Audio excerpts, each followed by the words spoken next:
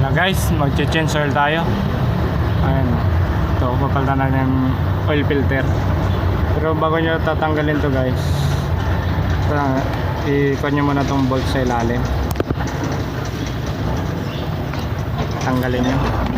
Ito yung drain plug ng filter para hindi umapaw dun sa taas pagkatanggal. I-drain muna natin tong filter.